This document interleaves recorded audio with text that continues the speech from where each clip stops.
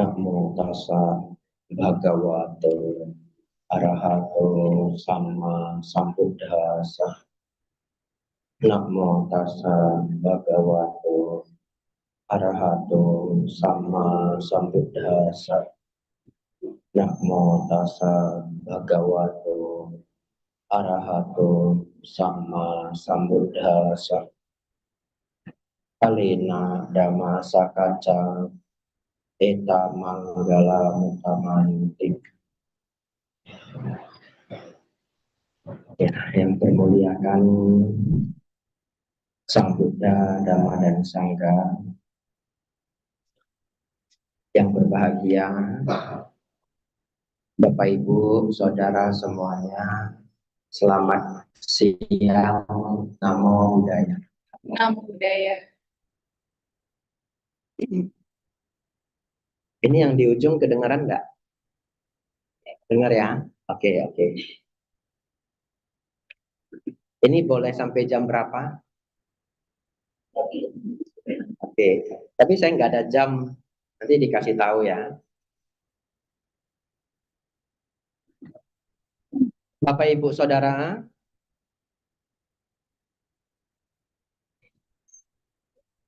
saya tidak mempersiapkan topik khusus. Oleh karena itu, saya akan bahas beberapa hal yang penting. Setelah itu, kalau masih ada waktu, kita tanya jawab, gitu ya. Anda silakan pikirkan pertanyaan apa yang mungkin bisa membantu hidup Anda, ya. Jadi kalau bertanya, sebelum Anda bertanya, Anda tanya dulu ke diri Anda, apa ya yang paling saya butuhkan? Nah, kadangkala barangkali saya bisa memberi jawaban yang bagus ya, yang bisa menginspirasi ya. Karena saya pernah perjalanan ke luar negeri, tidak saya sebut negerinya karena ada rekamannya. Nanti orangnya nonton ya, harus jaga privasi. Lalu ketemu orang Indonesia yang ada di luar negeri. Sebenarnya mereka yang bekerja di luar negeri itu memang gajinya bagus, tapi banyak kesedihannya juga. Kesedihannya adalah tidak ada teman, tidak ada keluarga. Karena ini pengalaman saya, kalau orang lain saya tidak tahu ya. Saya tinggal di Thailand itu 4 tahun. Tidak tahu kenapa, berteman dengan orang luar negeri, pakai bahasanya orang, itu nggak bisa ngeklik. Lalu, sampai satu ketika, saya perjalanan keluar kota dengan para bante yang masih muda-muda semua ya, sebaya-sebaya saya pada saat itu, 20-an umur mereka, sampai 30-an. Dan di mobil itu, untuk pertama kali, saya baru menyadari bahwa topik mereka ngobrol sesama orang Thai, dengan topik ketika ada sayanya nimbrung, topiknya beda. Saya baru tahu, oh, saya belum seakrab itu, betul ya? Nah, jadi ketika kita orang luar negeri, mereka ada gap. Ketika saya pulang ke Indonesia, kembali berteman dengan para biku di Indonesia, ini baru nggak ada gap, ya. Jadi, ketika saya di luar negeri itu, ini kembali ceritanya ke cerita awal ya. Ini kayak sinetron Bapak Ibu ya, lompat-lompat ya. Anda fokus ya. Ya. Udah makan siang belum? Belum ya. Nah, belum lebih bagus. Biar nggak ngantuk. Baik. Umat ini tinggal di negara itu sudah lama. Bahkan sudah punya anak.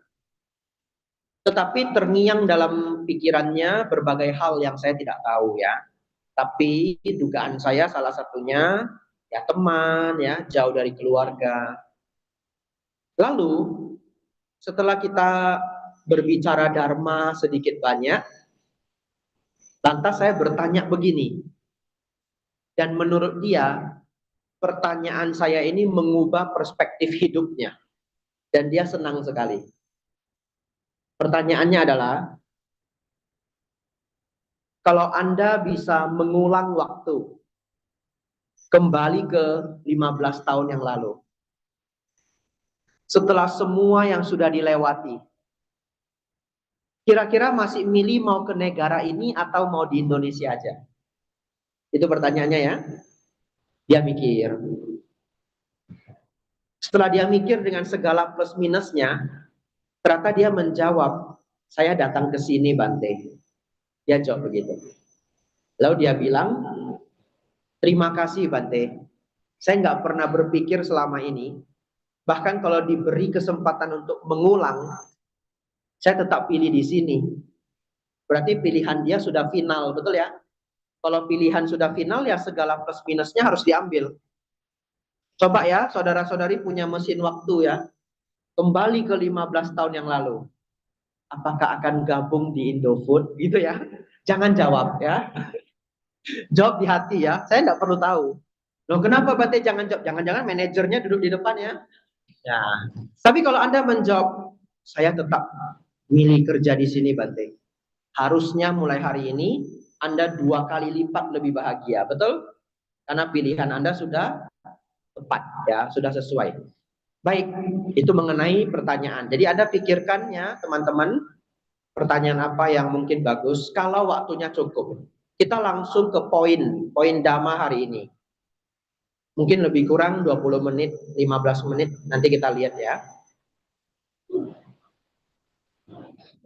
Kalau ditanya Bapak Ibu Saudara, apa praktek ajaran Buddha yang lengkap? Ya, saya ulangi, apa kurikulum praktek ajaran Buddha yang lengkap? Anda jawab di hati ya, jawab di hati masing-masing. Mungkin ada yang menjawab 4 kebenaran mulia, ya, mungkin. Atau coba siapa 4 kebenaran mulia tadi menjawab di hati? 1, 2 ya. Kita coba lagi ya. Mungkin ada yang menjawab jalan mulia berunsur 8. Ada? Ada juga ya, 2 orang ya. 3 ya, oke. Ada nggak yang menjawab dana sila samadipanya? Wah banyak ya. 6 orang, 7 orang ya. Sisanya tidak menjawab ya. Baik. Beruntung saya hari ini karena yang menjawab dana sila samadipanya tadi 7 orang. Itu topik saya siang hari ini ya. Jadi apapun jawaban Anda betul. Kalau ditanya praktek agama Buddha itu apa kurikulumnya? 4 kebenaran mulia, betul. Ya, karena di dalamnya ada jalan mulia berunsur 8. Tapi kalau Anda menjawab spesifik jalan mulia berunsur 8 juga betul. Tapi kalau Anda menjawab dana sila samadipanya, itu adalah penjabaran dari jalan mulia berunsur 8. Setuju ya? Maka semuanya betul. Karena semua sudah betul, kita selesai ya. Ya. Bapak Ibu Saudara, Anda dengar baik-baik karena ini nggak panjang, tapi semoga ini menjadi dasar berpikir saudara-saudari seumur hidup. Kita mulai dari dana. Dana sila samadipanya. Dana itu teman-teman artinya bukan uang gitu. Dana artinya uang itu bahasa Indonesia. Ya. Dana bahasa Pali adalah pemberian. Dihafal ya. Nah, apa yang kita berikan? Yang kita berikan itu bisa materi, bisa nasihat, bisa perhatian, kehangatan ya, welcoming, kenyamanan ya, mencarikan teman pekerjaan, betul ya? Nah, itu pemberian. Tapi hari ini saya ingin saudara-saudari punya pendalaman atau pengertian yang lebih mendalam lagi. Yaitu karena di luar sana akan ada orang yang berpikir kalau praktek berdana itu contohnya Katina. Setahun sekali berdana jubah. Nah itu betul, betul. Tapi apakah berdana cuma setahun sekali? Tidak, karena praktek dharma itu kan setiap waktu, betul ya? Bagaimana dana itu terwakilkan oleh kegiatan setahun sekali. Tapi kan Bante, saya juga enggak setiap hari berdana ke pengemis. Saya juga enggak setiap hari bisa ketemu biku. Oleh karena itu, memang berdana itu artinya pemberian. Tapi mulai siang hari ini, Anda masukkan ke dalam pemikiran, praktik dana itu adalah meta. Ya, meta itu apa? Meta itu adalah membahagiakan orang lain. Bukankah membahagiakan orang lain itu adalah sebuah pemberian? Betul ya? Memberikan kebahagiaan. Dan itu prakteknya enggak gampang. Dan itu continue. Contoh ya, Anda lagi kesel ini. Ini tanggal berapa? Oh masih happy tanggal 9 ya. Di Indofood gajian tanggal berapa? 25 ya. Oke, ini tanggal 23 teman-teman ya. Ini cenut-cenut di sini ya. Cenut-cenut ya. Terus Anda di rumah ya. Orang tua mau datang. Orang tua boleh, mertua boleh ya. Adik kandung ya boleh. Walaupun tanggal 23 cenut-cenut di sini,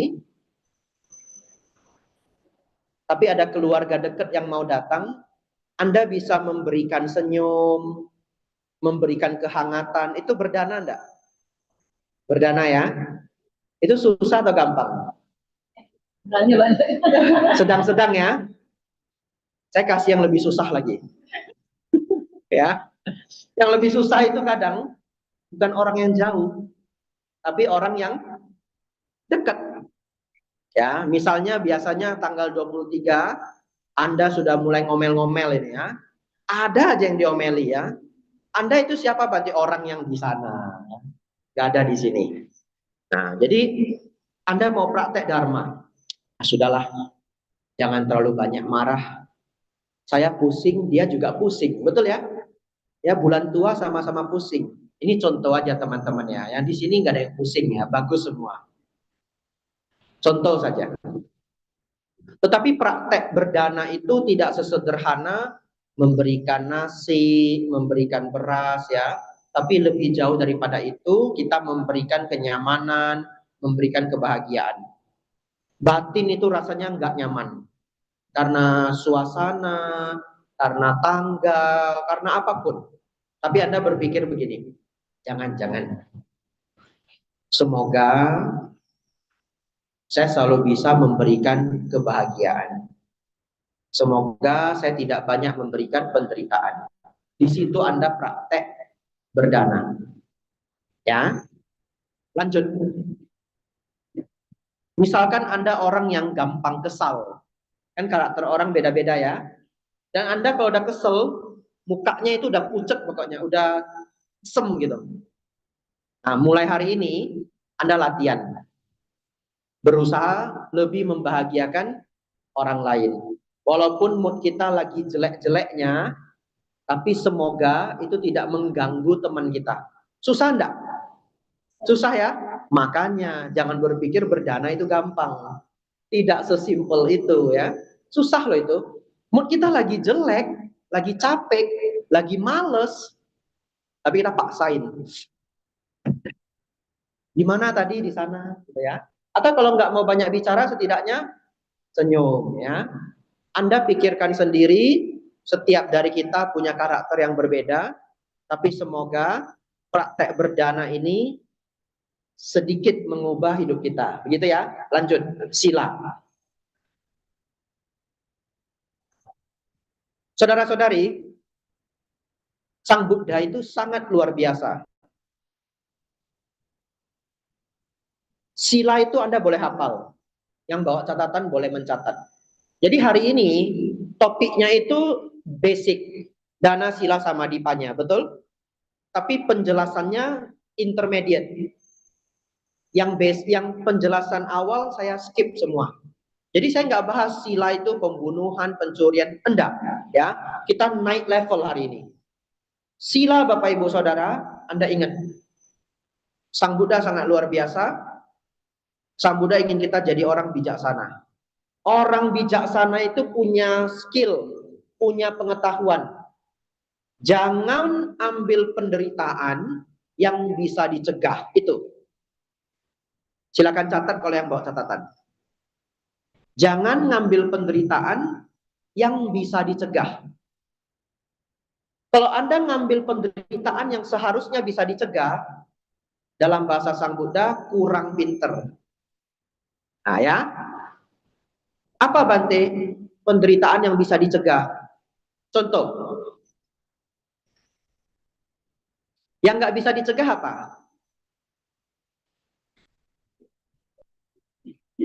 Betul, sakit, lahir, sakit, tua, dan mati ya. Kalau lahir itu dharma. Kalau kita cerita ke orang yang non dharma, dia bingung, lahir kok masuk. Ya udah, tak kurangin satu biar nggak bingung. Sakit, tua, dan mati ya. Itu nggak bisa dicegah. Yang bisa dicegah apa Bante? Nah, contoh, mabuk. Kalau sudah tahu mabuk, dia milih bawa motor atau mobil sendiri, namanya cari penyakit enggak? Cari penyakit. Ya, bisa masuk ke sungai. Ini beneran ya, saya punya kenalan, dia pulang dari clubbing, udah langsung terjun ke sungai. Pulang naik motor ya, saya pernah cerita ini di wihara lain ya. Ini direkam lagi ya. Kayaknya orangnya itu udah dendam sekali dengan saya. Ya, Bante sudah ngomongin saya 10 tahun, saya diem aja. Kapan ndak ketemu gitu ya? Ya enggak apa-apa, dia jarang ke wihara ya. Jadi kan hobinya clubbing. Jadi saya pikir-pikir nih nggak ketemu lah. Kalau saya sampai dia ketemu saya di wihara, dia udah nggak marahin saya lagi, betul ya? Baik. Tapi ini orangnya asli. Semoga dia nggak nyari saya. Kok sudah tahu minum, jangan naik motor, jangan naik mobil. Itu harusnya bisa dicegah. Kalau lebih pinter lagi apa? Jangan minum. Nah, lebih pinter lagi ya. Lanjut. Sudah tahu PR harus dikumpul minggu depan. Enggak dikerjain. Ya, lalu kena masalah. Itu harusnya bisa dicegah enggak? Bisa. Tapi kenapa enggak dilakukan? Namanya apa? Kurang pinter. Saya mengalami itu. Dan itu menjadi trauma seumur hidup. Ya, saya kuliah, ada tugas kuliah, dosen saya ngomong begini, ini jarang saya keluarkan karena aib. Tapi enggak apa-apa lah demi Anda, aib saya keluar ya. Harga diri saya sudah kurang di Indofood ini ya. Jadi waktu kuliah, males juga saya buat PR ya, karena saya suka bekerja. Saya kerja sambil kuliah. Bisa dibilang saya lebih memprioritaskan kerjaan saya. Tipikal anak Medan biasanya begitu. Lebih senang kerja, karena kerja bisa jadi bos. Kalau kuliah jadinya dosen ya. Saya fokus kerja saya. Nah, jadi satu ketika PR itu udah dikasih tanggal. Maksimal tanggal 18 jam 6 sore. Teman-teman tahu enggak saya terlambatnya berapa menit? 10 menit saya terlambatnya. Enggak diterima loh. Dan satu mata kuliah itu saya ngulang. Kalau ngulang itu berapa lama? 4,5 bulan kan? 4 bulan, 4,5 bulan. Lebih sialnya lagi, pelajarannya continue. Contoh, saya di psikologi.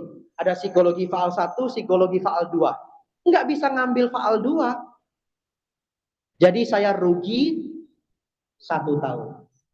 Mahal nggak pengalamannya? Mahal ya. Sejak hari itu, kalau ada tugas yang ada limit time-nya, saya kerjain dulu. Saya kerjain dulu. Trauma saya. Nah, dulu kurang pinter. Sekarang jadi pinter. Baik, saudara-saudari, kita masih topiknya apa? Sila. Coba Anda renungkan. Semua yang ada di 5 sila itu penyebab penderitaan kalau dilanggar. Setuju ya? Dan harusnya kita bisa mencegah. Tapi saya yakin Anda sudah rawat 5 sila dengan baik. Hari ini saya tambahin satu. Kalau Anda bisa cegah ini, maka kedatangan saya siang hari ini sudah cukup berguna. Nah, ini sudah 15 menit. Apa yang harusnya bisa dicegah? Coba tebak dalam hati. Tak kasih waktu 10 detik. Ya, Anda pikirkan dalam hati ya.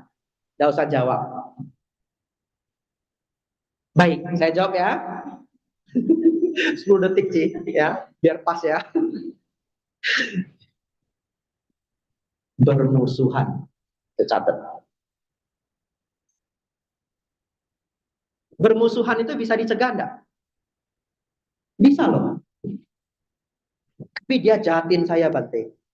Ya dia jahatin Anda hindari. Menghindar dengan bermusuhan beda enggak? Beda. Tapi menghindarnya sopan.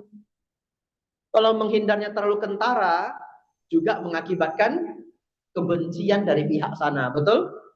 Menghindarnya pintar-pintar, itu skill sosial. Tapi karena Anda kerja di kantor, skill sosialnya bagus. Ya. Nah, menghindar tapi jangan terlalu kentara gitu ya. Dijaga. Tapi itu lebih baik daripada bermusuhan. Bedanya apa? Kalau bermusuhan itu ada kebencian. Itu bedanya. Dan kalau Anda sudah ada kebencian, sangat sulit ditutupi. Kenapa? Karena kita sulit ngatur body language. Betul? Ya. Dan kalau Anda sudah punya musuh, siap-siap rugi. Kenapa? Anda jangan berpikir, ya saya benci sama dia kan hak saya. Betul. Tapi manusia di muka bumi ini aneh-aneh. Betul ya? Kalau Anda salah mendapatkan musuh, hidup Anda bisa ruwet untuk waktu yang lama. Setuju enggak? Anda bikin kesel satu bos, mau manajer, mau supervisor, whatever lah, koordinator. Anda bikin dia kesal. Bikin dia kesal cuma sekali, tok. Hari itu tok. Sampai jatuh dia. Ya, dia aja marah. Ya. Anda bikin dia kesel satu hari, tok. Semoga nggak salah tekan ini ya. Masih nyala ya? Oke ya. Tandanya betul ya? Oke. Anda bikin dia marah satu kali, tok. Tapi dia super pendendam, boleh? Boleh toh, hak dia toh. Ini nggak bisa ngatur dia kita. Dia super pendendam. Sejak hari itu, apapun yang Anda lakukan tidak ada nilainya. Sedih enggak? Rugi kan? Dan kerugian itu bisa 2 tahun, 3 tahun. Sampai Anda pindah divisi. Syukur kalau Anda pindah divisi.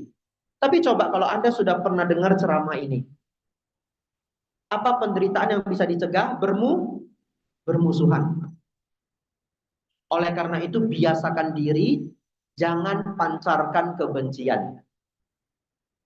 Gimana Bante supaya nggak pancarkan kebencian? Caranya 2. 1, jangan ada kebencian. Fair ya? Nomor 2, Bante, apa? Belajar acting. Nah, tapi itu bukan ranah saya. Anda harus ngundang aktor. Anda ngundangnya biku, betul ya? Karena Anda ngundangnya biku, kita harus mengurangi kebencian. Sebenarnya Anda diajari acting juga. Siapa yang ngajari acting, Bapak Ibu Saudara? Orang tua. Orang tua ngajarin acting loh. Contoh ya, Anda nggak suka sama tetangga Anda itu, si A. Satu rumah nggak suka sama dia.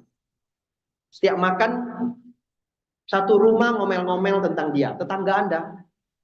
Satu hari dia datang, Anda gimana? Apa? Nah, kalau Anda belum pinter, dia datang, Anda nggak mau panggil. Ya, Anda masih SD contoh ya, diam aja. Masuk kamar atau lewat juga nggak mau manggil. Setelah itu orang tua kita bagaimana? Ngajari kan? Sama tetangga harus manggil, harus senyum, harus sapa. Tapi kata mama dia gila. Buang sampah sembarangan, parkir sembarangan, ribut kalau malam. Mama yang bilang benci banget sama dia, nggak boleh gitu. Itu kalau di belakang. Kalau ketemu senyum. Selamat siang Bu. Udah makan belum? Sehat enggak? Betul enggak? Itu namanya apa? Acting. Tapi jangan bilang acting, nanti orang marah. Jadi si acting ini harus kita actingkan. Jangan bilang acting, namanya apa? Tata krama. Tata krama ada actingnya, betul ya? Tapi saya kasih tahu, saya dengerin dari Dokter Ryu Hasan dan saya suka banget. Dokter Ryu Hasan mengatakan tata krama itu sangat luar biasa, walaupun ada actingnya. Tata krama itu membuat dua orang yang saling membenci bisa bekerja sama. Hebat ya? Ya, jadi saya jadi senang. Oh ya, itu namanya tata krama. Jadi jangan dipanggil acting. Saudara-saudari, karena kita bukan aktor profesional, karena kita murid Sang Buddha, maka latihan kita adalah mengurangi kebencian. Supaya bisa mengurangi kebencian, harus banyak mendengarkan Dharma. Kenapa? Karena yang men-trigger kita itu marah dan tidak suka, itu adalah percakapan di batin kita. Permasalahannya, kalau kita tidak banyak mendengarkan kebijaksanaan, percakapan di batin kita juga kurang bijak. Kalau Anda senang dengerin Dharma sering, nanti percakapan Anda jadi bagus. Contoh,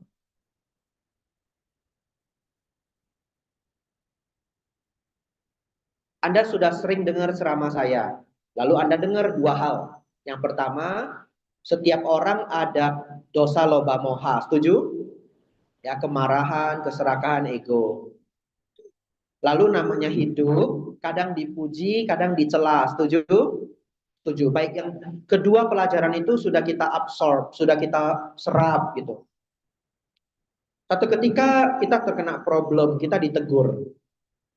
Karena muncul pemikiran secara instan ataupun yang kita renungi, ya udahlah, namanya orang bisa marah. Ya hari ini bos kita marah gitu. Ya udahlah, namanya orang. Ya namanya hidup. Kadang dipuji, kadang dicela. Marahnya kita teman-teman itu tidak full. Marah kita akan turun 50%. Lebih kurang ya. Dan itu sudah sangat membantu kebencian dan kemarahan tidak terpancar. Setuju ya? Anda latih itu sampai satu ketika Anda memang enggak marah. Sulit, tapi bisa. Untuk apa, Bante? Untuk apa? Untuk mencegah problem. Jadi saudara-saudari, ini saya harus lanjut, masih ada dua topik. Kalau kita bercerita mengenai sila, sila itu adalah sebuah praktik yang mengandung kebijaksanaan untuk tidak perlu mengambil masalah yang bisa dicegah. Ya, pintar-pintarlah teman-teman mengaplikasikan itu. Semua penderitaan yang harusnya bisa dicegah, semua konflik yang harusnya bisa dicegah, seharusnya Anda cegah sebaik mungkin. Lanjut. Nomor 3 adalah samadhi. Ya. Samadhi itu adalah praktik ketenangan, praktik meditasi.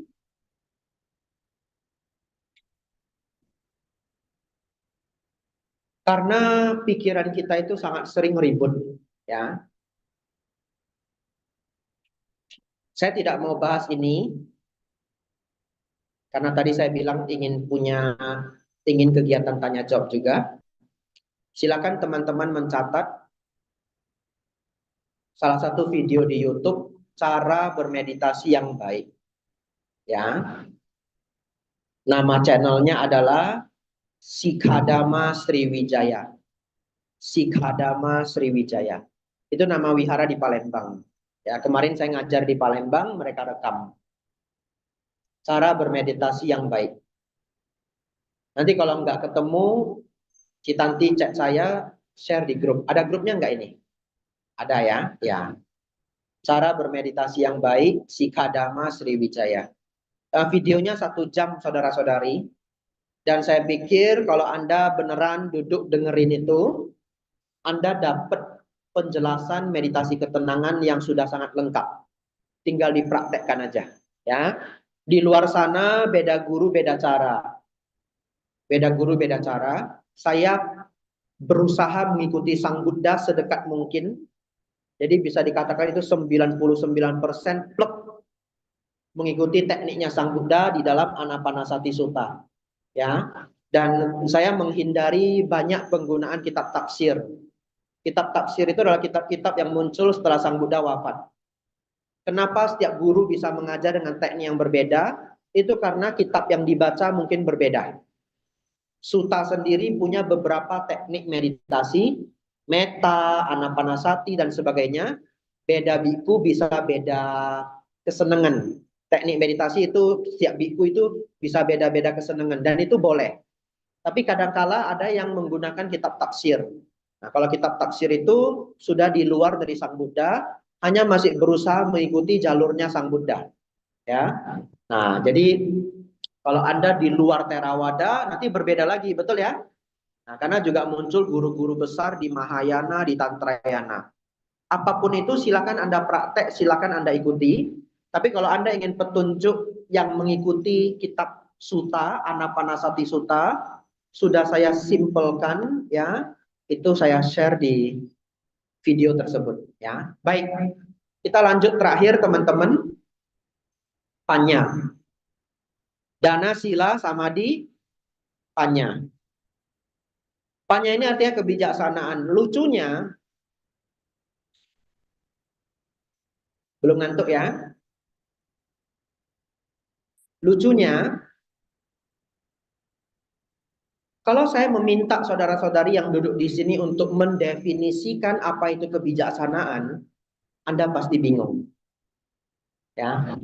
Coba kita duduk di sini bareng 35 detik ya. Anda pikirkan apa arti kebijaksanaan? Apa bedanya sama pinter? Apa bedanya sama pandai? Nah, 35 detik. Kayak Who Wants to Be a Millionaire saya.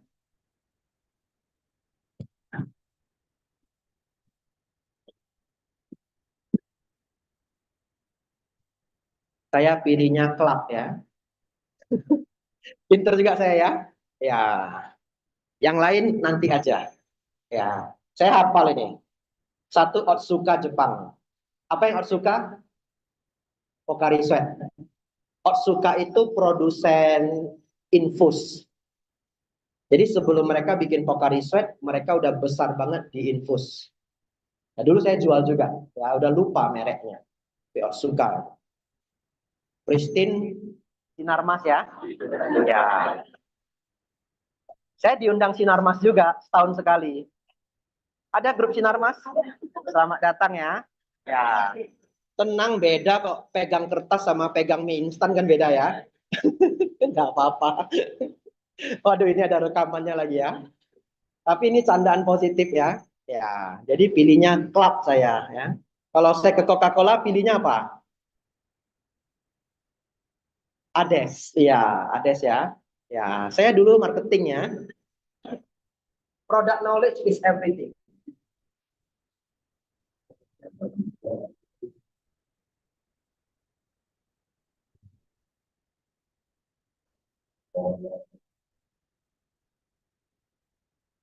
Nanti ada yang nanya saya, Bante kenapa minum klub? Saya jawab, cinta produk dalam negeri, gitu ya. Karena ada saingannya di depan itu. Nah, nggak boleh bilang merek kalau ini ya. Ini udah dibeli Prancis ini ya. Nah, udah dibeli Prancis, saya pilih lokal aja. Siapa marketing di sini? Nggak ada ya? Oh, ada ya? Oke, ada dua ya, bagus ya. Saya tim marketing sangat suka product knowledge. Ya, sangat suka sampai hari ini. Jadi setiap lihat barang apa, saya lihat mereknya. Saya juga melihat perkembangan sepatu, ya, karena saya nggak pakai sepatu, saya liatin aja. Pelan-pelan satu masa pindah ke Skechers ya, semua orang pakai Skechers, betul ya? Ya, sekarang pelan-pelan, kalau yang mahal pindah lagi ke On Cloud ya, sama Hoka, ya. Tapi itu mahal banget ya. Ya, New Balance juga naik daun gitu. Saya nggak pakai, ngamatin aja. Jadi semakin Anda nggak pakai, Anda semakin ngamatin gitu. Dia bercanda ya. Tadi apa pertanyaan saya? 35 detik kebijaksanaannya. Apa bedanya bijaksana sama pinter ya? Unik loh ini. Baik, ada beberapa versi jawaban akan saya berikan semua. Saya berikan orang pinter dulu. Namanya Naval Ravikant. Orang pinter di Amerika. Kalau Naval Ravikant mengatakan bijaksana itu adalah kita mementingkan manfaat jangka panjang dibandingkan manfaat jangka pendek. Kalau Anda bertipikal mementingkan manfaat jangka panjang, Anda orang bijak. Contoh, katakan saya kolesterolnya tinggi, ya. Terus kalau makan seafood yang berat-berat, enak enggak? Enak ya. Enak itu manfaat enggak? Enak itu manfaat di lidah, ya. Tapi saya gagal mendapatkan manfaat jangka panjang, betul ya? Yaitu kesehatan tubuh. Sekarang punya dua pilihan, manfaat jangka pendek, manfaat jangka panjang. Pilih yang mana? Tergantung kita sebijaksana apa.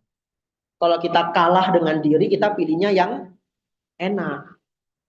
Kalau kita bisa melawan diri, memikirkan manfaat jangka panjang, kita milih makannya sedikit aja. Ya, makan ya sedikit, makan ya boleh sedikit. Ya, jadi nggak terlalu berat untuk menahan diri, makan sedikit. Itu ilmunya. Ya, jadi orang yang selalu mementingkan manfaat jangka panjang dibandingkan manfaat jangka pendek, itu adalah ciri khas orang bijaksana. Naval Ravikant.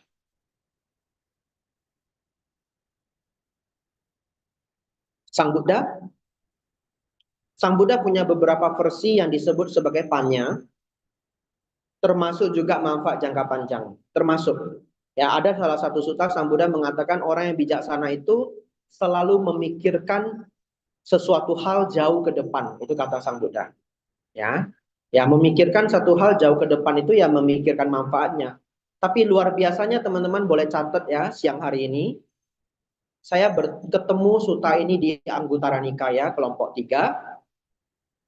Sang Buddha mengatakan orang bijaksana itu adalah yang, nah ini kira-kira ada yang nebak benar enggak ya? Udah jam 1 loh ini. Tutup habis ini ya. Ya. Sang Buddha menjawab yang pikirannya baik, ucapannya baik, perbuatannya baik. Saya terkejut loh. Apa hubungannya baik sama bijaksana? Betul ya? Tapi setelah dipikir-pikir, kalau Anda pikirannya baik, ucapannya baik, perbuatannya baik, bukankah sepanjang perjalanan hidup Anda yang ada adalah buah karma baik, betul? Ya. Jadi ketika itu dijalankan dari waktu ke waktu, kita hanya panen karma baik. Setuju ya? Panen buah-buah kebahagiaan. Dan kebijaksanaan itu membuahkan kebahagiaan. Jadi saudara-saudari silahkan adopsi pemikiran-pemikiran ini. Anda ingin jadi orang bijaksana itu berpikir panjang, berpikir manfaat jangka panjang, pikiran baik, ucapan baik, perbuatan baik. Saya tutup satu lagi. Kalau secara dharma, bijaksana itu adalah tahu banyak dharma dan dipakai. Itu. Simple ya. Tahu banyak dharma dan dipakai. Kalau Anda tahu banyak dharma tapi tidak dipakai, namanya hafalan. Ya, boleh, dihafal dulu ya boleh. Tapi habis itu dipakai. Contoh, ego. Bagus apa enggak secara dharma?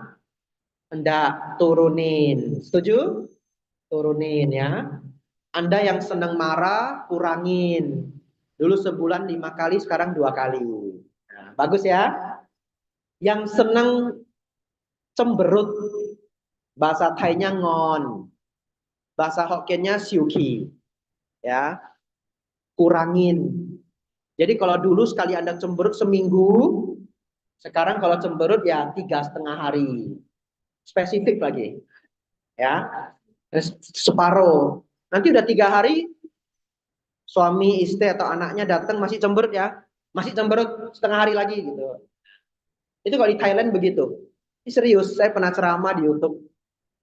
Orang Thai itu kalau berantem, pacaran, berantem, suami istri berantem, dia masih ngon. Ngon, ngon. Artinya apa? Cemberut ya, ngon, siuki. Pacarnya itu bisa nanya, yang ngon you mai, masih cemberut enggak? Lalu dijawab lagi, masih gitu. Iya. Tapi kalau di Indonesia lebih sadis. Masih marah enggak? Masih cemberut enggak? Nah, enggak dijawab. Ya, itu stylenya Indonesia. Lebih bagus yang Thailand. Jadi mulai hari ini Anda gantilah ya. Yang Thailand aja. Jadi kalau Anda masih marah, masih sensi ya. Lalu di keluarga ada yang ngajak ngobrol, kasih tahu aja. Saya masih marah. Nah, itu ala Thai. Anumodana semuanya. Dana, sila, samadhi, tanya. Ada waktu kalau panitia mengizinkan mau bertanya, silahkan. Bahkan ada yang mau bertanya.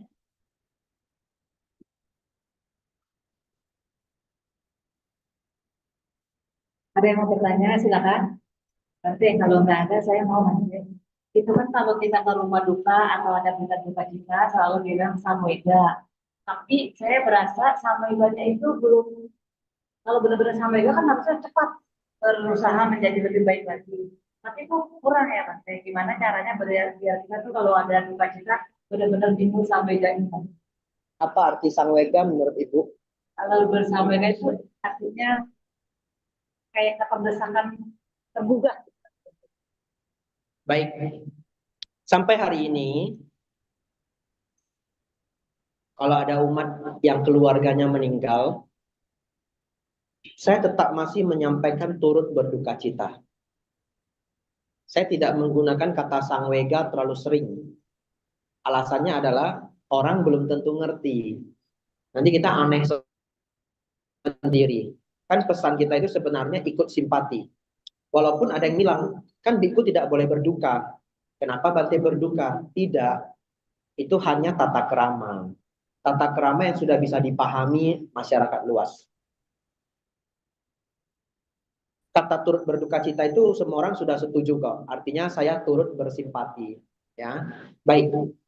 Kata sangwega itu sebenarnya lebih untuk biku. Karena kata sangwega itu artinya kita enggan dengan kehidupan pada umumnya dan memilih untuk meninggalkan duniawi. Jadi kalau ibu mau bersangwega harus jadi atasilani. Nah, jadi untuk umat bersangweganya nggak bisa banyak. Oleh karena itu untuk umat, walaupun mengucapkan sangwega atau turut berduka cita, itu hanya tata bahasa, itu hanya bukan tata bahasa itu grammar, itu hanya pemilihan bahasa, kita tetap menyampaikan simpati. Tapi ke dalam diri bagaimana? Merenungkan anicca, dan itu cukup. Ya, tidak harus di level sangwega, tapi memunculkan pemahaman anicca. Kalau mau bersangwega boleh. Nah, bersangweganya bagaimana? Saya harus lebih rajin untuk praktek dana sila sama dipanya. Kalau ada waktu dan saya senang, saya ingin ikut retreat karena kan masih punya keluarga. Nah, itu sudah praktek yang lebih, ya. Jadi sangweganya itu sebagai motivasi untuk meningkatkan spiritual. Saya akan lebih semangat belajar dharma, tapi tidak di level meninggalkan kehidupan rumah tangga kalau masih ada keluarga, ya. Satu-satu. Ya, poinnya adalah anicca. Jadi kalau kita kehilangan teman, kehilangan keluarganya teman, jadikan itu perenungan. Hidup itu tidak selamanya, ya. Karena hidup itu tidak selamanya, ya hidup itu jangan dipersulit, kebencian dan dendam jangan dipelihara, ya. Ambil kesempatan untuk lebih memajukan batin, meningkatkan meta, karuna, mudita, UPK, dan lain-lain, ya. Satu pertanyaan lagi, silakan. Yang mau bertanya lagi. Nanti mau bertanya, maksudnya dengan situasi sekarang kan tiba-tiba jadi ada banyak perang, terus ada bencana alam. Kadang-kadang kan walaupun nggak berimpact ke diri kita kan, kita jadi timbul rasa risau, kita jadi khawatir, dan jadi batinnya tuh jadi nggak tenang gitu batin. Jadi kalau untuk menghadapi hal seperti itu dengan kondisi dunia yang kayaknya kok tambah nggak jelas, sebaiknya kita tuh harus bagaimana? Oke, karena Citanti orang akuntan, jawabannya adalah ngurangin nonton berita. Kan berita nggak ada hubungan sama karirnya. Tapi begini, kalau di kantor ya susah ya, teman-teman juga ceritain gitu. Saya dulu masih rajin baca koran setiap hari. Ada koran Kompas di Wihara, karena Bante Panyawaro itu pimpinan Sangga, beliau sedikit banyak harus tahu kondisi Indonesia sebagai pimpinan agama Buddha ya. Ya. Dan dulu saya ikut baca. Lama-lama banyak kegelisahan, terorisme. Bayangkan saya baca koran, gereja dibom,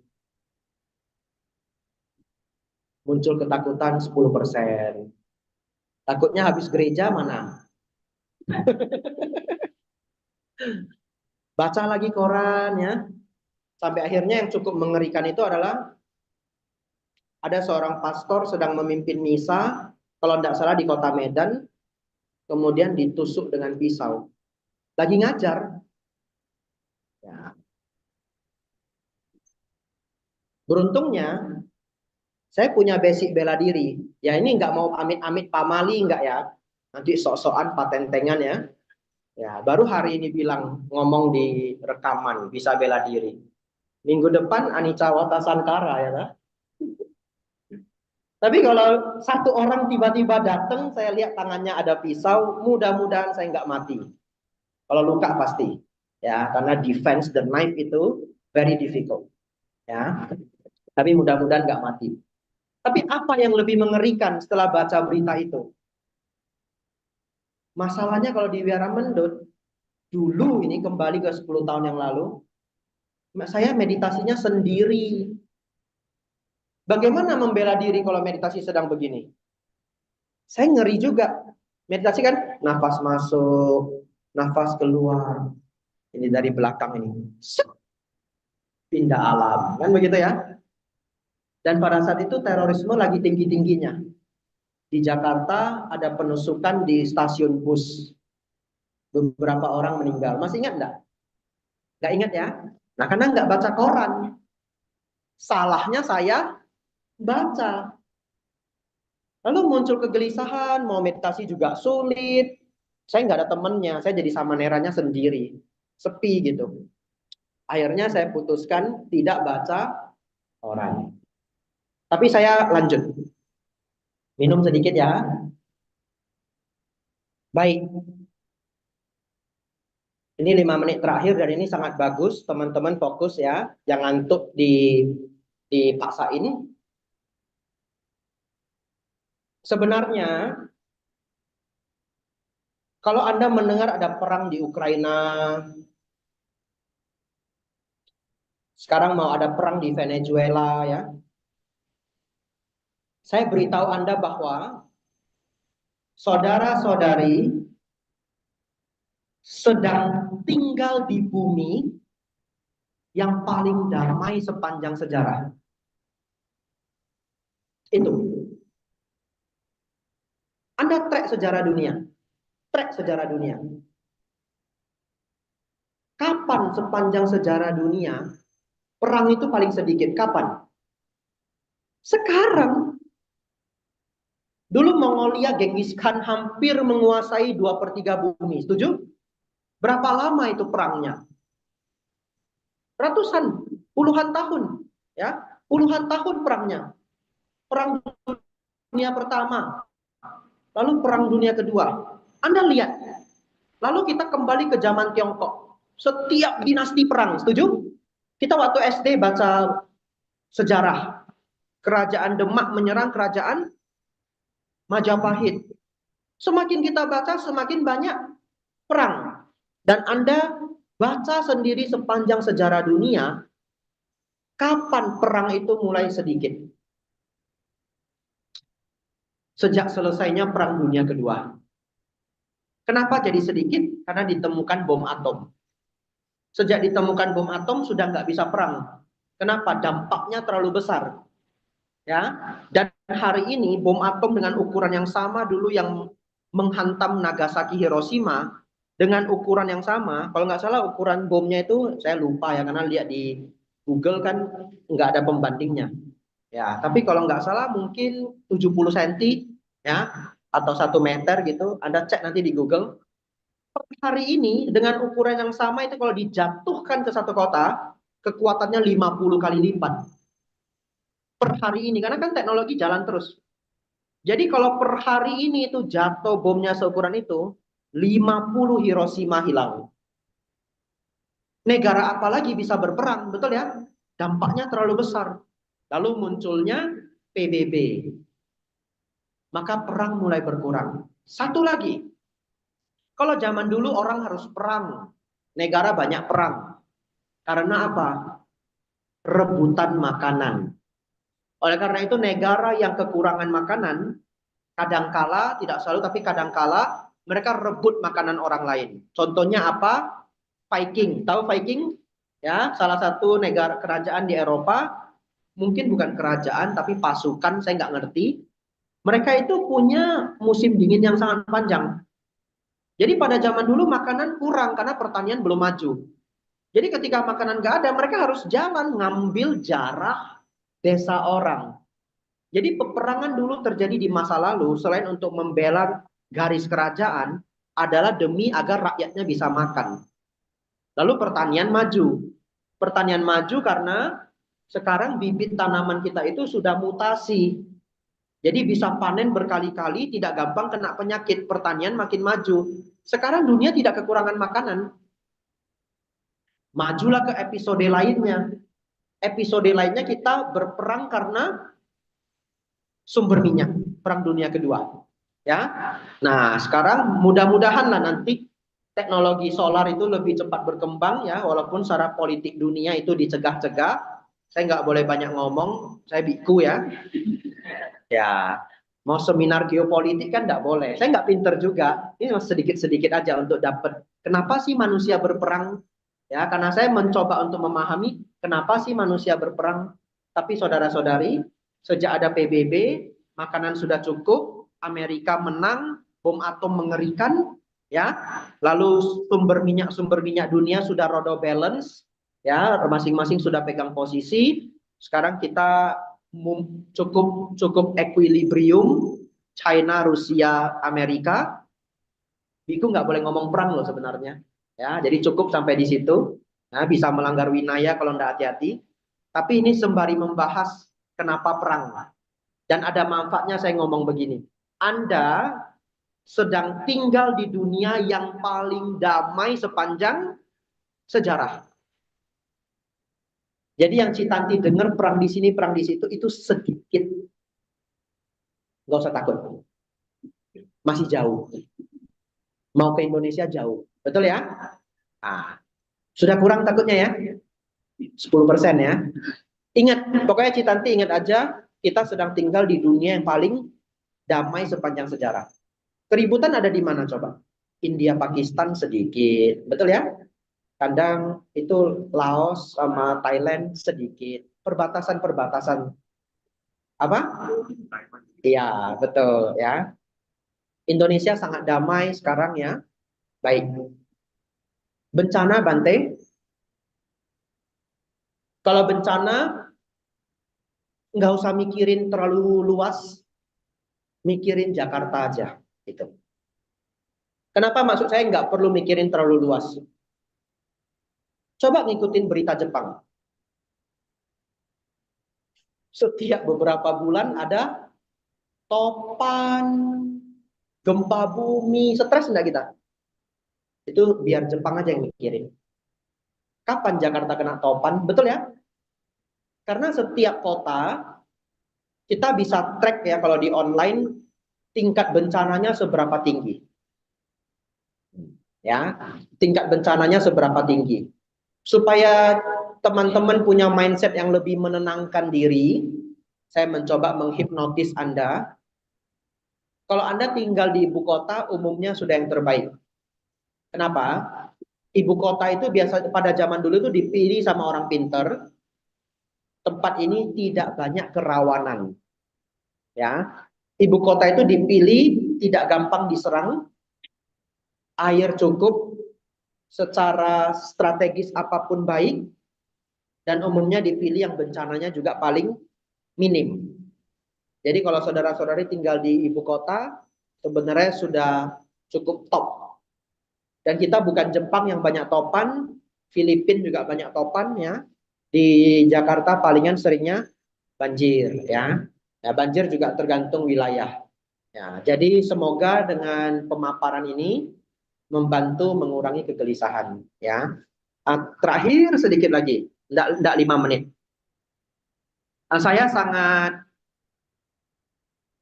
rajin ya, sangat rajin mencari solusi-solusi yang logis setiap menghadapi kekhawatiran.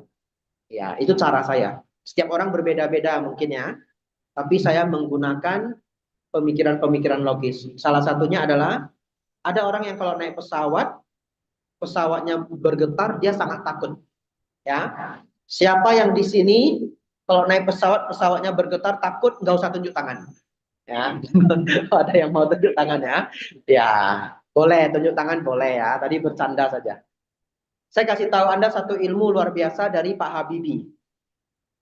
Pak Habibie itu punya nickname, beliau dipanggil dengan Mr. Crack, retak. Ya, karena beliau punya rumus yang beliau buat sendiri untuk menghitung badan pesawat. Saya nggak ngerti pendalamannya seperti apa.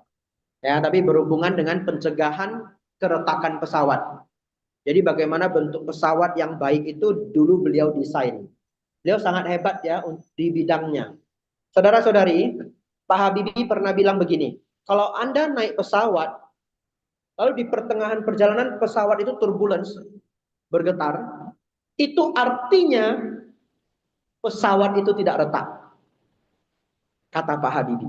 Bukan Biko Bijato ya. Jadi sejak hari itu saya mendengar itu, saya dapat good mindset. Ya, kalau saya naik pesawat, takut? Anda pasti masih takut ya?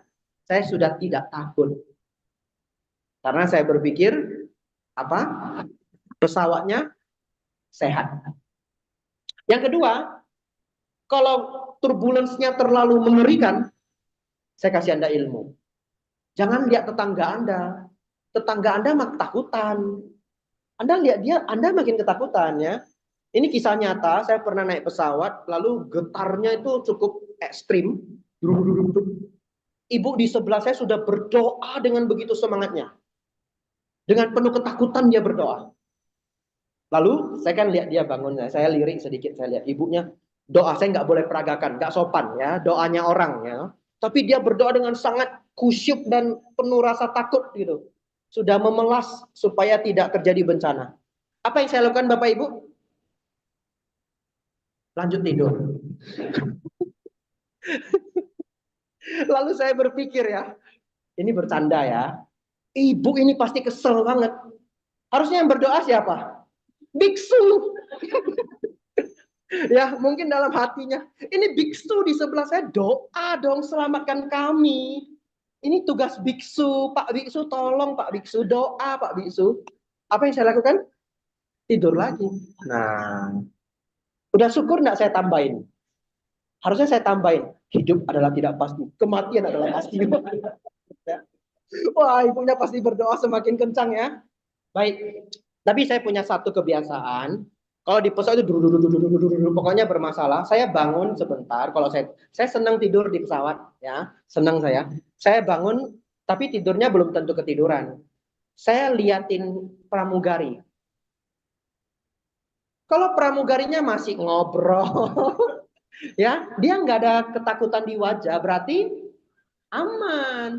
Karena dia paling pro. Ngapain ikut tetangga saya? Tetangga saya mah enggak pro dia ya. Takutan setengah mati. Saya bangun, liatin pramugari masih ketawa-ketawa, ngobrol sama kawannya, atau main HP dengan tenangnya ya, kerja dengan tenangnya, tidur lagi ya. Ya itu Citanti semoga mengurangi kegelisahannya, berita dikurangin, lalu kita sedang dalam keadaan damai ya. Yang ketiga, setiap orang menjalani dan dilindungi oleh karmanya masing-masing. Kita do the best aja. Apa yang di luar kontrol kita ya sudah di luar kontrol kita ya. Hidup dengan tenang dan damai. Anumodana ya. Kita tutup sabe sata bawantu sugitata. Semoga semua makhluk hidup berbahagia.